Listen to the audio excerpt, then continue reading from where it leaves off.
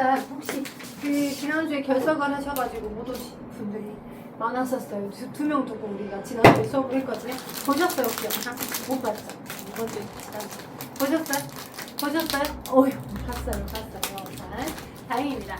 자 오늘은 그럼 어디를 할 거냐면 자 우리가 그 오늘 할 부분을 설명하기 전에 우리의 11월 진행 계획을 먼저 좀 얘기를 해드려 볼게요. 11월달 진행 계획을 일단은 알다시피 11월 1일 토요일은 충전데이 하고 안 하죠? 충전데이 우리 뭐 일요일날 수업하니까 일요일날 정상 진행. 저 일요일에 들었어요. 네. 우리가 쉬니까 잡는 거 아니면 그 전부터 이 계획 잡아줬던 거예요? 몇 달 됐어요. 충전데이고요. 11월 2일은 정상 수업으로 여기 7시 수업, 생명과학 수업도 정상으로 선행 수업 진행됩니다. 그리고 그럼 끝이야. 이제 뭐 여러분이 각각 소속되어 있는 뭐 고율통합을 선행하는 반에 추가로 지금 여러분이 각각 일정에 맞춰서 학습을 하고 있는 거니까 이때 선행은 진행함과 동시에 마찬가지 뭐 고율통합과 선행 과정이다 했지. 그럼 거기 반에서는 각각 시험 대비가 들어갑니다. 중3들 같은 경우는 12월 말이 시험이니까 시험 공부하러 가지고 오셔서 또는 내가 좀 시험 공부가 너무 빠른 것 같다. 그러면 고등학교 1학년 거 그 통합과 거 문제를 좀 풀어보다가 질문하셔도 돼요. 상관없어요. 자 그리고 마찬가지로 그러면 이걸로 끝이냐 아니죠. 그 다음 주로 넘어가면 11월 8일하고 토요일 11월 9일하고 일요일 있겠죠. 이때까지도 선행 수업은 정상적으로 진행합니다. 화학 여기서 화학 듣는 친구도 있으니까 토요일은 화학 일요일날 화학하고 생명 네. 그죠? 정상 진행한다는 거 참고해주세요. 기억해주세요. 정상 진행. 그래서 이제 11월 9일까지는 이제 정상적으로 진행할 거다. 건강해서 진행하는 것들만 좀 챙기면 될 것 같다. 라고 알려드리면서 자 우리가 해야 할 걸 가도록 하겠습니다. 방학에도 해요. 방학이요? 네. 일요일달에? 네. 이 시간대로? 지금 현재 있는 시간대를 말하는 건가요? 근데 어차피 네. 본 수업이 특강 내용 똑같은가요? 본 수업이 특강하고 똑같냐고 뭔 말이지? 어차피 여기서도 2학년 배우고 본 수업에서도 2학년 배우니까 시간대가 바뀔 수 있어. 시간대가 그러니까 이제 고율통합을 지금 하시는 분이 서민이가 9시 반 타임이잖아. 그러니까 9시 반 타임에 고율통합을 하고 있는데 그러니까 9시 반 타임에 너가 희망하는 그 과목의 원파트의 고이과 내용이 안 깔릴 수도 있지. 그러니까 시간대가 이동될 수도 있어. 1월 달부터는. 이해되지? 그래서 이제 전체적으로 우리가 이제 오빠 같은 경우는 생명과학이랑 화학을 개념은 돌렸는데 생명은 먼저 알려드리면 생명은 12월 말까지는 해서 이 책 한 권이 끝날 거야. 개념서는 한 번 끝나. 그리고 이제 고2 내신 관리반의 문풀서로 이제 고2반을 한 번 더 돌아야 되겠지. 고이과 그 개념이나 문풀 내신 관리반을 생명은 생명대로 화학은 기존 시간대를 그대로 가서 주의로 아마 돌아갈 수도 있어. 이해되지? 주일이에요? 주의로. 어차피 주의로 돌아가도 화학이 4시 반부터 토요일날 일요일날 그러니까 아직 확정은 안 됐는데 주의는 해야 그 진도가 좀 끝나질 것 같아서 이해되지? 그래서 화학은 그렇게 되고 이제 생명은 손댈 수 있을 만큼으로 최대한 많이 돌려가지고 최대한 진도를 끝내보려고 제가 노력을 해가지고 12월 말까지는 이 책은 한번 끝날 계획을 잡아서 진도를 열심히 부지런히 내고 있었습니다. 됐죠? 오케이. 자, 그래서 이제 아마 1월 달부터는 스케줄들이 더 추가가 된다거나 시간대가 약간 바뀐다거나 이럴 수 있으니까 그 전에 공사해놓고 그죠? 이제 할 거 다 하고 이제 또 이제 나름 2학기가 좀 바쁘긴 해요. 왜냐면 이제 11월 말에도 중3들은 시험을 보니까 11월부터 시험 대비를 하면서 그죠? 동시에 이제 고1들은 시험 대비를 하면서 이제 12월 달에 고1들은 예비 고1들은 또 개강반을 열어야 되거든요. 필요한 반들을 또 열고 1월 달에 또 열고 계속 열고 계속 나는 바쁘고 내신 관리를 해주고 뭐 이런 형태라고 보시면 돼서 계획이 잡히는 대로 알려드릴 거예요. 그래서 선생님 세 분으로만은 다 돌아갈 수 없어서 선생님도 조금 더 초빙을 하고 또 운영을 해야 하는 상황이 확정적으로 왔기 때문에 저희가 이제 확장 회사를 하려고 이제 계속 보고 있었다고는 들었잖아. 남자쌤이 막 와야 되는데 이제 가야 되는데 했던 말을 많이 하셨을 거야 수업 시간에. 그리고 결국 이제 괜찮은 위치를 잡아서 알죠? 하나은행 7층이에요. 그러니까 이 동네 안 사시는 분은 어머님께 문자를 뿌리긴 했거든요. 위치 주소랑. 바로 옆에 아니에요? 맞아요. 바로 3분 안에 2분 3분 안에 바로 이렇게 축축축 걸어가면 역전노동을 향해서 광주를 향해서 축축축 걸어가면 바로 여기입니다. 가깝습니다. 또 말이 와전돼서 저기 하나로마트 아니에요. 하나로마트 너무 머니까 하나로마트 아니고요. 하나은행입니다. 하나은행 7층. 이 동네에 계셨던 분은 뭐 프레스티지 2관이라고 하면 대부분 알더라고요. 아니면 이제 좀 뭐 영어 공부 좀 나 좀 어릴 때부터 했다 그럼 ECC 있는 건물이다라고 하면 알더라고요. 이렇게 그래서 거의 인근이니까 인근이니까 무신소까지 잘 나오고 있나요, 승현아? 네. 네, 다행입니다. 카메라 감독 감사해요. 자, 그렇다면 자, 가보도록 하죠. 우리가 지난번에 살짝 설명을 해가지고 그죠? 네, 다 보고 왔었으면 좋은데 안 보고 오신 분도 계셔가지고 참 마음이 좀 아픕니다. 마음이 아픈데 어쩔 수 없죠.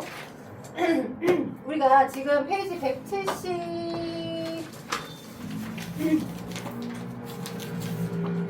172쪽. 나 파란색 마카 좀 하나 바꿀게. 옆으로 가면 되겠다.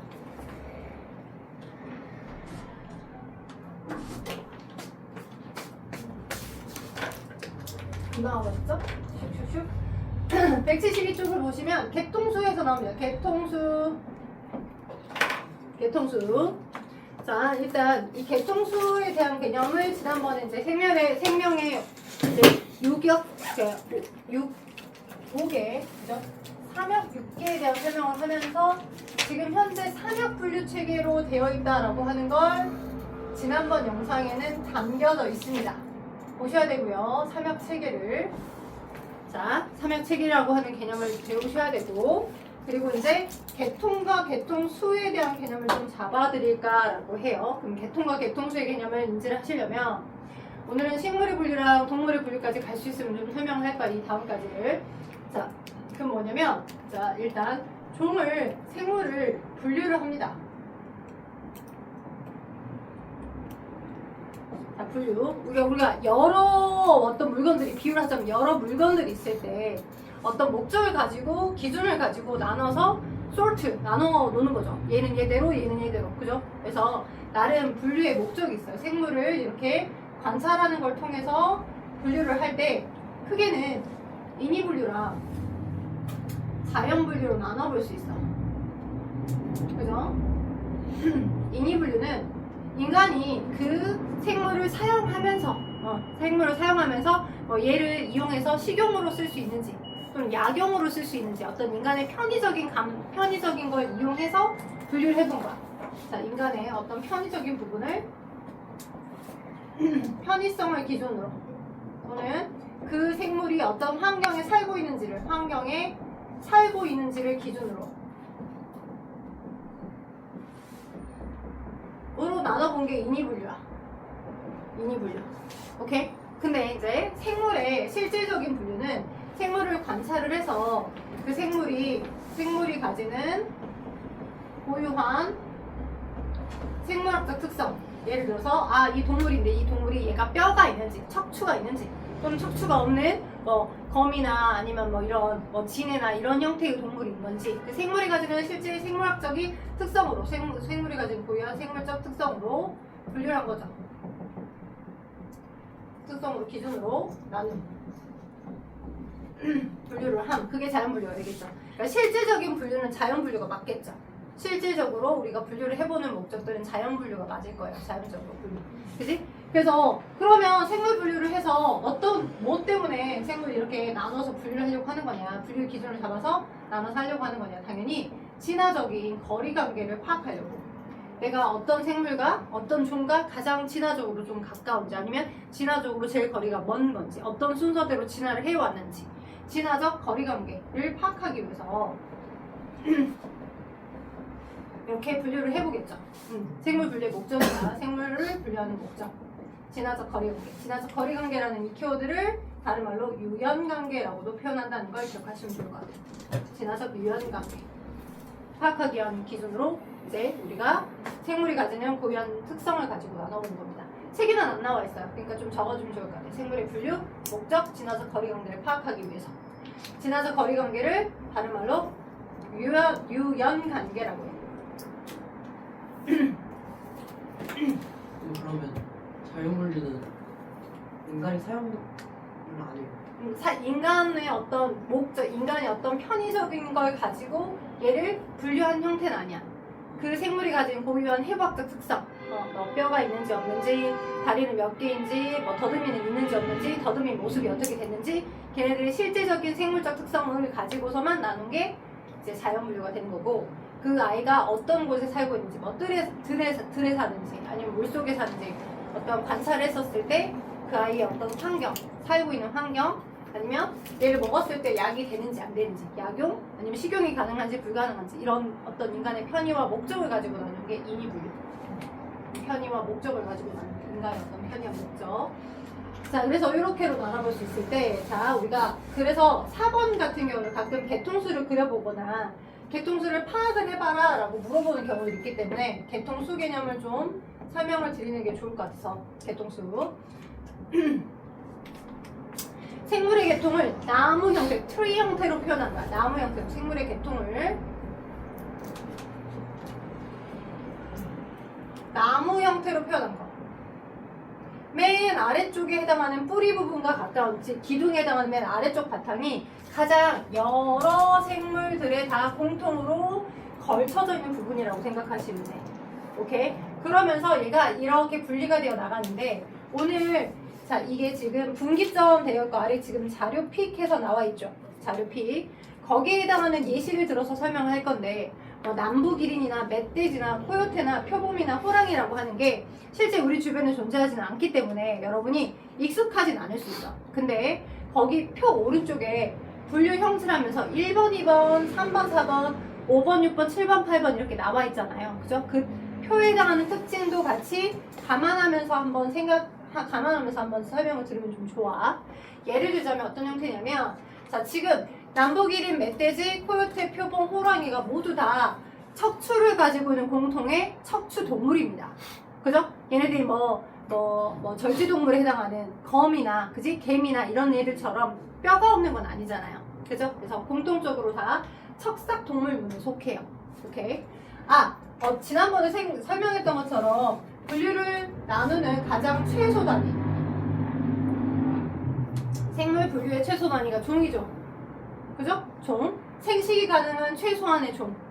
그지? 사람하고 사람끼리만 생식이 가능해서 내가 자손을 자연의 상태에서 사람을 낳았을 때 그 사람도 또 똑같이 자손을 낳을 수 있잖아요. 그죠? 근데 이제 종이라고 하는 기본적인 그 최소 단위들이 있고 그리고 같은 공통된 어떤 특성을 묶어서 속으로 묶어지는 거고 속이 다양하게 있었을 때 공통된 특성으로 묶어져서 과로 포괄이 되는 거야.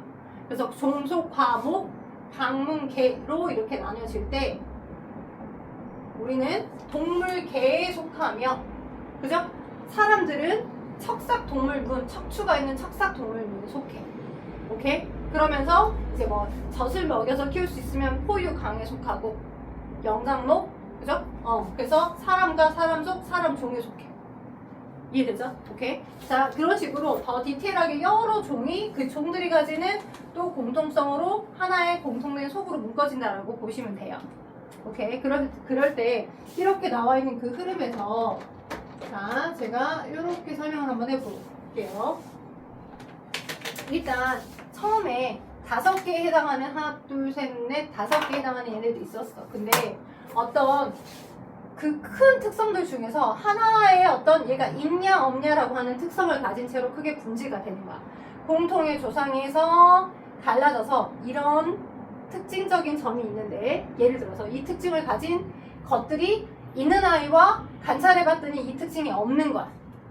오케이? 그래서 이 하나의 분기점으로 크게 큰 틀에서 이렇게 나눠지다가 됐죠? 예를 들자면 여러분 책에 거기 자 1번과 2번 사이의 분기점이 크게 5개의 그 남부기린과 멧돼지, 코요테, 표범, 호랑이 전체들 중에서 남부기린과 멧돼지, 코요테, 표범, 호랑이 중에 남부기린과 멧돼지 얘네에 해당하는 이 전체적으로는 발굽이 있냐 발굽이 없냐로 구분이 되는 거야. 발굽의 유무로, 발굽이 있냐 없냐의 유무로 그지? 이걸 기준으로 해서 1번 이쪽에 속하는 발굽이 있는 애들은 다 공통적으로 그죠? 이쪽은 발굽이 없대. 발굽이 없으면서 관찰해봤더니 발굽이 없으면서 또 이렇게 흘러갔던 얘네들 중에 또 다른 어떤 특성이 있냐 없냐로 분기점으로 나뉘어지는 거야. 오케이? 그래서 발굽이 없는 얘네들 중 오른쪽 설명할 거야. 발굽이 없는 얘네들 중 5번, 6번처럼 주둥이가 기냐, 주둥이가 길지 않냐로 나뉘어지는 거야. 오케이? 주둥이가 기냐, 주둥이가 길지 않냐로. 주둥이가 자 지금 5번에 해당한 얘들은 길었어. 길면서 얘는 코요테는 주둥이가 긴 특성을 갖고 있어. 발굽이 없고 주둥이가 길더라. 근데 발굽이 없고 주둥이가 길지 않은 주둥이가 짧은 얘네들 중에 그 중에 누구누가 있었던 거야? 표범과 호랑이가 있었던 거야. 오케이? 근데 표범과 호랑이도 또 뭐가 있다 없다의 특성으로 나뉘어지는 거야. 이 분기점에서 또 다른 분기점에서 얘가 있냐 없냐로. 됐죠? 그래서 공통의 조성 맨 아래쪽이 훨씬 더 공통된 특징을 더 큰 카테고리로 묶고 있는 거죠. 5개 전체에.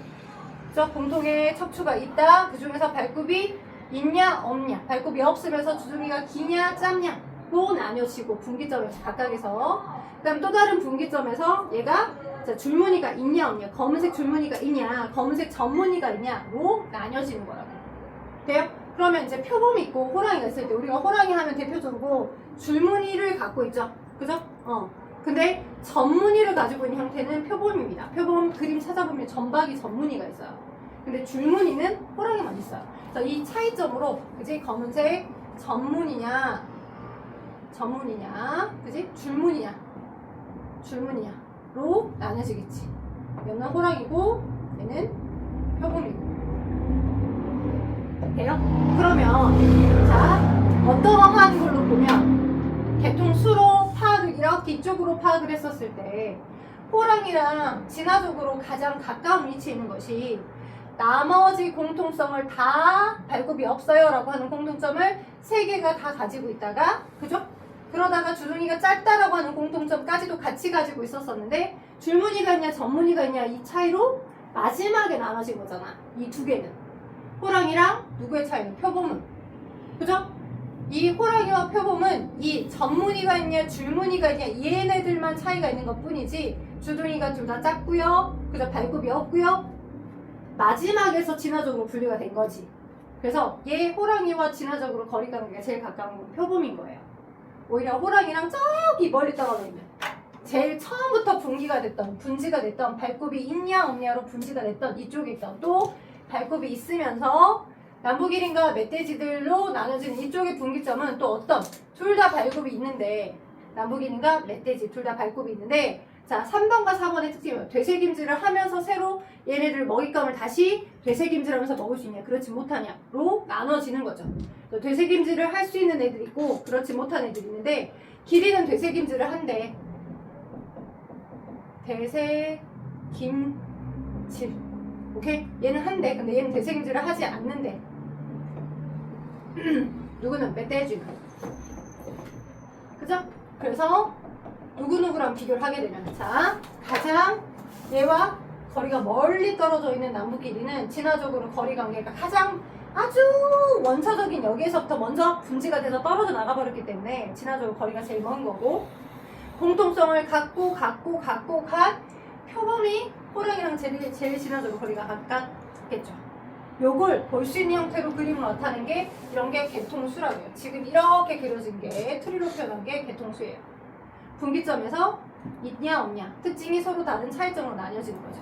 식물의 분류도 이렇게 분류할 수 있고 동물도 이러한 특성을 가진 채로 개통수로 분류를 할 수 있습니다. 자 그렇다면 여러분이 직접적으로 이런 문제를 만났을 때 풀어볼 수 있는지 한번 봐볼게요.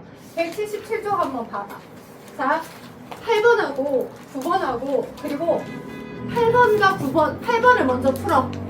그리고 6번 9번을 풀어. 그리고 지난주에 설명을 안 들은 친구들은 제가 또 추가적으로 살짝 설명을 하면서 했더니까 풀어줘봐.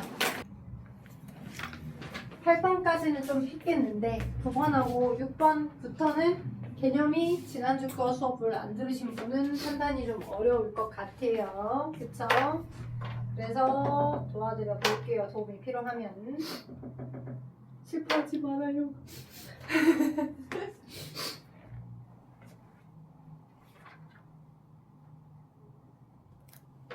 자 일단 이게 지금 1번부터 4번까지가 특징이지 특징. 네. 어떤 특징을 갖고 있는데 저 기억, 니은, 디귿, 리을, 미음은 여기 A, 미음, B, 기억, 시옷에 해당하는 여기 이쪽에 생물 종들이야. 그지? 생물종 A부터 C까지가 생물에 해당하는 거고. 그죠? 그러니까 생물들을 포지셔닝을 시킬 건데 어떤 각각의 특징들로서 나눠지는 것들을 찾아라 하는 거죠. 봤을 때 이 첫 번째 특징은 기억부터 미음으로 추정되는 이 생물종 5개가 다 갖고 있죠. 그러니까 아마 이쪽일 거야. 공통적으로 모두 다 5개의 생물이 싹 다 가지고 있는 특성. 그러다가 이 분기점에서 이걸 기준으로 해서 3개는 뭐 있든 없든, 그래서 3개 생물종은 있고 2개 생물종만 없고, 또는 2개 생물종만 그 특징을 갖고 있고 3개 생물종은 그 특징을 안 갖고 있고, 뭐 있다 없다처럼 이렇게 어떤 기준으로 나누겠죠. 그래서 쭉 보다 보니 느낌상 보니까 누구가 자 아마도 어떤 기준으로 해서 3개의 생물종은 2번에 대한 특성을 갖고 있는데, 그쵸? 오케이? 3개 생물종 그 2번에 대한 특성을 갖고 있는데 얘는 안 갖고 있네. 그죠? 그리고 이 3개에 해당하는 생물종이 또 다른 3번이라는 특성으로 봤었을 때 이 셋 중에 둘은 갖고 있네. 2개 생물종은 그 특징을 갖고 있는데 얘는 안 갖고 있는 그런 형태니까 느낌상 디귿, 리을, 미음이 이쪽 오른쪽으로 갈 것 같은 느낌이야. 네. 가오나요? 그러면서 동시에 미음도 여기 안에 포함됐잖아. 이 미음과 이 미음이 똑같은 생물종일 거니까. 그쵸? 그래서 디귿, 리을, 미음이 아마 이쪽 카테고리 안에 들어갈 것 같아. 얘인지는 뭐 확실히 모르지만 디귿에서부터 미음이나 리을들이 이쪽에 해당할 것 같은 느낌적인 느낌이야. 그리고 이 투라고 하는 특징의 융으로 나뉘어졌을 것 같아. 투라는 특징의 융으로. 여기는 투들이 공통적으로 갖고 있는 거. 그쵸? 먼저 투를 먼저 보고, 그리고 이 투 안에 해당하는 그 특징들 중 3라는 이 3개가 속하는 3개의 생물종이 공통으로 속하는 특징 중 또 다른 3라고 하는 특징이, 그지? 3개의 생물종에 속하는 2라고 하는 특징 중 또 다른 3번이라고 하는 특징이 있냐 없냐로 지금 또 나눠졌겠지. 그지? 3번이라는 특징이 있냐 없냐로. 그죠? 3번이라는 특징이 있냐 없냐로 나눠져서 누구는? 리을하고 미음은 3번이라는 특징을 갖고 있네. 그죠?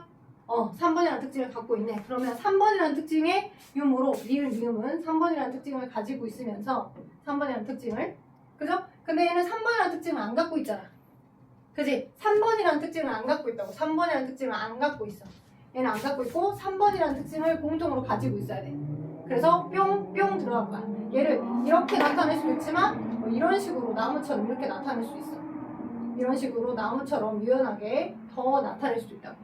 그죠? 그래서 이 3번이라는 특징을 공통으로 가지고 있다가, 또는 2번이라는 특징을 여기까지도 같이 갖고 있다가 여기서 이렇게 갈라진 거지. 얘의 특징이 있냐 없냐로. 이런 식으로. 그죠? 3번의 특징이 있냐 없냐로. 그죠? 둘은 공통으로 갖고 있고 2번의 특징이 있냐 없냐로 이렇게 나눠졌겠지. 2번에 대한 특징이 있냐 없냐. 그러니 B는 누구일까? 없는 디귿일 것 같아. 디귿. 그지? 그리고 리을. 디귿, 미음, 얘가 리을 이렇게. 됐죠? 이렇게 찾는 거야. 자, 그리고 나머지 얘를 다 공통으로 가지고 있던 첫 번째 특징에서 자, 그것의 유무로 나눴는데 보니까 얘 2개만, 그죠? 얘 2개만 이 4번이라는 특징을 갖고 있잖아. 얘하고 얘만. 근데 보니까 기억이라는 생물종이 여기 있죠? 그죠? 네. 그래서 이렇게 봤었을 때 공통으로 다 갖고 있는 상태에서 뭐 또 다른 특징의 유무로 이렇게 해가지고 나뉘어진 거죠. 이렇게 기억 그리고 C로. 그죠? 그래서 얘 둘은 이 4번이라는 특성을 공통으로 갖고 있는 거죠. 4번이라는 특성. 그죠? 4번이라는 특성을 공통으로 갖고 있는데 기억이 있고, 그리고 여기서 또 어떤 다른 특징으로 나눠져 있을 건데 얘가 니은이 되겠지. 기억 니은이. 되죠? 네. 보실 수 있게끔 연습하다 보면 좀 잘 접근이 될 건데요. 그래서 A부터 C가 누구냐? A는 누가 되는 거고? 리을. 리을이 되는 거고. 그죠? 그 다음에 B는 C, B는 디귿, 그죠? B는 디귿, 그 다음에 니은에 해당하는 게 C, 이렇게 보시면 되겠죠. 그리고 여기는 다 특징들이니까. 자, 그래서 개통수를 판단할 수 있는 문제까지 한번 접근을 해봤고요. 그 다음 뭐 6번과 9번이 나와 있는데 전에 설명에서 이 우주가 제안했던 삼역 분류 체계는 여러분이 중학교 1학년 때 배우셨던 5개 분류 체계, 생물의 5개 분류 체계가 있었어. 생물의 5개 분류 체계에서 조금 더 추가가 된 거죠. 실제 생물의 오개 분리체계는 고율통합학에서도 배운 것처럼 진핵세포가 있고 원핵세포가 있어. 원핵세포는 원시 형태의 세포야. 원시 형태의 세포.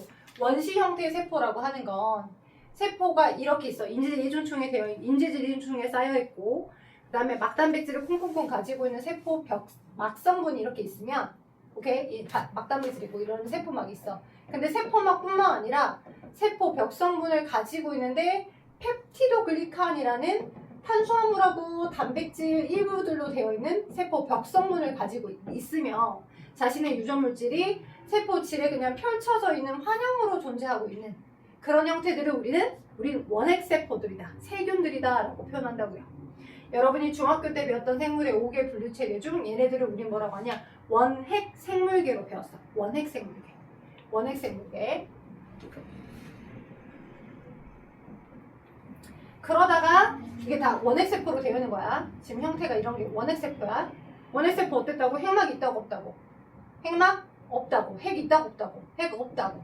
그죠? 근데 세포벽이 있는데 어떤 세포벽을 갖고 있다고? 펩티도글리칸이라는 세포벽 성분. 셀룰로스가 아니야. 셀룰로스는 식물이 가지고 있는 세포벽 성분이니까. 펩티도글리칸이라는 세포벽 성분을 가지고 있어. 그리고 핵막과 핵이 없고 각자 자신의 고유한 당연한 유전물질, 핵산은 당연하게 갖고 있겠지. DNA나 RNA 같은. 얘는 당연히 갖고 있겠지. 오케이? 이게 지금 원핵세포야. 원핵세포로 구성된 원핵생물계. 세균. 그죠? 근데 우리가 3역 분류체계로 나뉘어진 이유는, 그지? 복습이야. 3역 분류체계로 나눠진 이유는 이런 여러 세균들 중에서 연구를 뭐 디테일하게 다 해봤더니 살짝 지금 현재 진핵생물계에 해당하는 이걸 먼저 해야 되겠다. 이게 지금 원핵세포로 되어 있고 조금 더 진화된 구조에 뭐가 있어? 진핵세포로 되어 있는 여기다 해야 돼. 안 보고 오신 분들이 좀 있으셔서 복습이 들어갔어요. 어쩔 수 없어요. 헤헤헤. 생물의 5개 체계 봅시다. 세포의 진화로도 판단하셔야 되는데 원핵세포와 진핵세포로 두 종류로 나눠지고요. 세포의 분류체계라 진화된 형태의 세포가 진핵세포죠. 핵막이 있고요. 우리는 다 핵막 있잖아요. 그죠? 이 세포 막성분들이 내부로 함입되어 들어가면서 자신의 고유한 정보를 담아두는 핵막을 만들었고 그 외 나머지 세포 소기관들을 많이 만들었어. 막 미토콘드리아 같은 이렇게. 그치? 예, 인지질 이중충으로 되어 있는 세포 막성분을 많이 가지고 있는 막성 소기관을 가지고 있는 진화된 형태의 세포. 막성 소기관도 있고, 그죠? 핵막도 있고, 그죠? 그리고 또 무엇도 존재하냐면 우리 그 중학교 3학년 거 생물을 공부하면서 염색체랑 염색사를 공부를 했었어. 그래서 히스톤 단백질 배웠던 기억나? 유전자 기억나? 유전자? 이중 나선 구조에 해당하는 유전 정보들이 이렇게 있어. 그러면 여기에 뉴클레오타이드라고 하는 정보들이 인산과 당과 염기들에 의해서 막 블라블라블라 써져 있잖아. 아데닌이나 티민이나 구아닌이나 사이토신이라는 네 종류의 염기들만 막 반복적으로 막 써여 있다고 정보들이. 그 세 개씩의 정보들이 지정하고 있는 특정 아미노산이 있다고. 그들에 의해서 여기서부터 여기까지는 뭐 인슐린을 만들라는 유전자, 그죠? 여기서부터 여기까지는 뭐 아밀레이스를 만들라고 하는 정보, 아밀레이스를 만들라고 하는 정보. 그 정보의 서열 우리는 다 유전자라고 하잖아. 맞지? 그런데 모든 세포가 여러분의 체세포는 수정란이라고 하는 그 하나에서부터 공통으로 기원돼서 만들어진 건데 세포들마다 기능이 다 다르잖아. 그럼 그 세포, 여러분 몸에 있는 모든 체세포가 가지고 있는 정보가 다 다른 게 아니라고. 여러분의 수정란 한 개에서부터 기원했기 때문에 여러분의 세포, 체세포 첫 번째 세포에서 똑같이 계속 체세포 분열에서 만들어진 거다 보니까 다 공통된 정보를 갖고 있어도 그 세포에서 자주 사용하는 정보가 달라. 그 말은 하나의 이 핵 속에 어떤 모습으로 있어? 염색 3모습으로 있어. 오케이? 염색 4모습으로 있다라고 하는 건 내가 자주 사용하지 않은 정보들은 어디다가 꽁꽁꽁 동염해 놓고 있는다고 했었어. 응축을 일으킨 기본 단위. 이름이 뭐였어 이거? 맞아, 뉴클레오솜. 내가 자주 안 사용하는 정보는 얘를 두 바퀴 반 이렇게 동염해서 이렇게 응축을 해놓고 있다고. 이런 식으로. 자주 안 사용하는 유전자 부분. 그죠? 우리가 사계절에 옷이 있지만 이제 아직 벌써 구스다운을 꺼내진 않았잖아요. 그죠? 해년마다 구스다운 1년에 하나씩 사진 않잖아요. 겨울이 지나고 봄이 된다고 해서 엄마가 다 정리해서 닫아놓은 것 뿐이야. 그리하여서 자 여러분이 가지고 있는 사계절 내내 옷을 다 갖고 있지만 그걸 매년 사지 않는 듯이 그지? 겨울이 지나면 그 옷을 이제 꺼내고 그죠? 이제 겨울이 지나면서 그 필요한 걸 꺼내고 겨울이 지나면 다시 패킹해서 집어넣어놓잖아. 그런 것처럼 자주 사용하지 않는 유전자를 이렇게 응축해놓고 있다고. 응축해놓고 있을 때 히스톤이라는 단백질에다가 자주 사용하지 않은 자주 사용하지 않은 유전자 부분을 DNA를 2바퀴 반 동염에서 이렇게 응축해놓고 있다고. 히스톤 단백질에. 오케이? 그것이 모든 생물에 해당하는 것들이 다 공통적으로 그렇게 가는 줄 알았더니 그렇지 않고 진화된 형태의 생물들만 그러더라고. 그래서 우리가 여러분이 중학교 때 배웠던 균계, 그러니까 곰팡이들 또는 원생생물계, 그리고 또 누구 식물계, 그리고 또 누구 동물계에 해당하는 얘네들만 대부분 다 이런 이 유클레오솜을 가지고 있는 형태의 이런 형태로 여기 안에 유전 정보가 염색 사무스로 들어있어. 핵막이 뚫었던 상태 안에. 그죠? 그리고 누구는 생물의 5개 분류 체계 중 가장 원시적인 형태의 원핵세포로 되어 있는 얘는 뉴클레오솜이 없어. 뉴클레오솜이라고 하는 응축된 부분의 정보가 없다고. 그냥 아주 심플하게 모든 유전자를 그냥 일타적으로 다 그냥 쫙 펼쳐져 있는 모습으로 있다고 얘네들은. 다 자주 사용하는. 근데 그 유전자의 양이 많지 않아. 아주 간단하고 하나의 세포로만 되어 있기 때문에 얘는 세균들이라 보니까. 그러니까 유전자의 양도 많지 않고 항상 동시에 플레이가 다 되고 안 쓰는 정보를 패킹해서 담아두는 그런 형태들은 없는 거야. 진화되지 않는 거지 쉽게 말하면. 우리는 많은 유전자를 갖고 있고 자주 안 쓰는 거는 패킹할 수 있는 정보, 패킹할 수 있는 형태의 방법도 갖고 있는 진화된 형태의 생명체. 됐죠? 오케이? 네, 그걸 과학자들이 분류해서 연구해서 알고 있었어. 이런 차이점을 갖고 있구나. 네, 원핵세포와 진핵세포들 형태들의 분류들은 이런 특징을 갖고 있구나. 쉽게 말하면 여기 얘네들은 뭘 갖고 있고 유클레오솜과 같은 응축된 구조. 그죠? 히스톤 단백질의 DNA가 말려있는 응축되어 있는 유클레오솜과 같은 구조를 갖고 있고 얘네들은 원핵생물계는 그렇지 않다라고 하는 걸 알고 있었다고. 원핵생물계가 세균들 같은 거야. 얘랑 달라. 세균들 같은 거. 그죠? 근데 이제 연구를 하다 보니까 우리가 지금 삼엽분류 체계가 왜 나왔냐면 연구에서 다양한 종류의 단세포 생물에 해당하는 세균들을 다 연구하다 보니 우리가 전에 얘기했던 것처럼 아주 온도가 너무 높은 그 코 염기구, 그죠? 엄청나게 막 온도가 되게 높은 해저 막 화산이 분출되는 그 근처에서 생존하고 있는 아주 그 극한의 환경에서 존재하는 단세포 생물들 중에서는 뭐가 펩티도글리칸이라는 이런 세포벽 성분을 안 갖고 있으면서 동시에 이런 진핵세포들이 가지고 있는 이런 유클레오솜으로 자신의 유전 정보들이 패킹되어 있는 일을 발견을 한 거야. 히스톤 단백질의 일부 DNA가 말려있는 구조들을 가지고 있는. 오케이? 히스톤 단백질. 그냥 세포질에 자신의 정보들이 펼쳐져 있는데 일부의 유전자를 패킹하는 구조를 갖고 있더라고. 그러면 뭐 원시 형태에 해당하는 얘네들과는 또 다른 특성을 또 추가로 갖고 있잖아. 단세포 생물인 건 똑같은데. 그지? 아주 열악한 환경, 생명체가 진짜 살기 너무너무 어려운 환경에서는 그 환경에 적응을 한 거죠, 나름. 그래야 유전 정보가 끊어지지도 않고 그 유전 정보를 담아두고 있으면서 필요할 때 유전자를 발현시키고 할 수 있는 뭔가의 시스템을 얘는 진화해서 얻어냈다라고 볼 수 있겠죠. 오케이? 그래서 그런 생물계들을 고세균계라고 표현한다고. 이 고가 높을 고야. 조금 고등한 이런 의미야.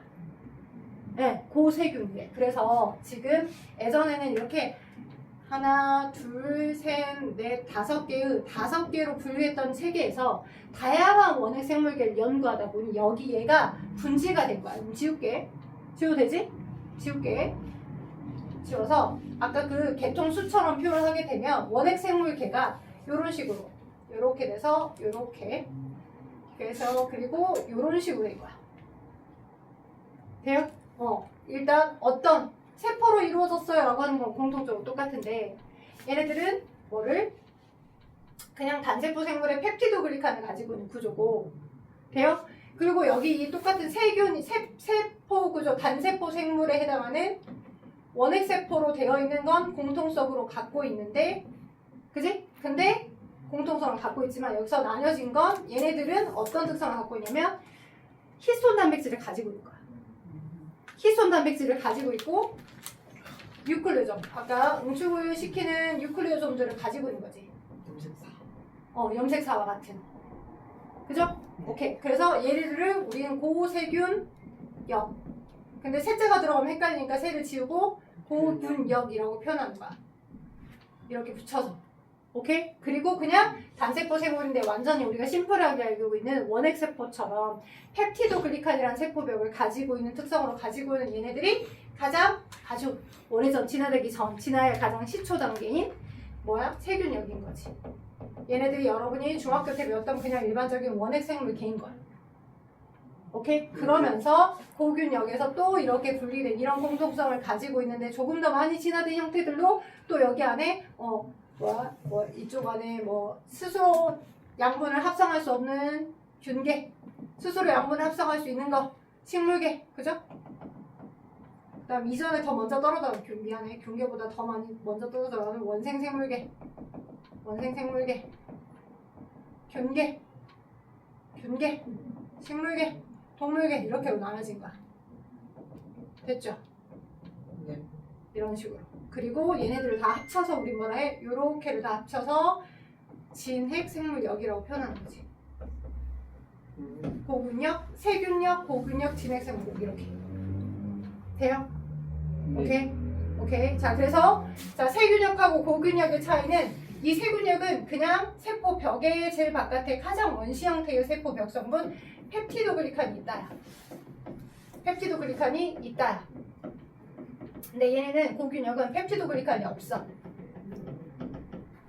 글리칸은 없어. 고균역에 해당하는 세포들은 하나의 세포로 되어 있긴 해.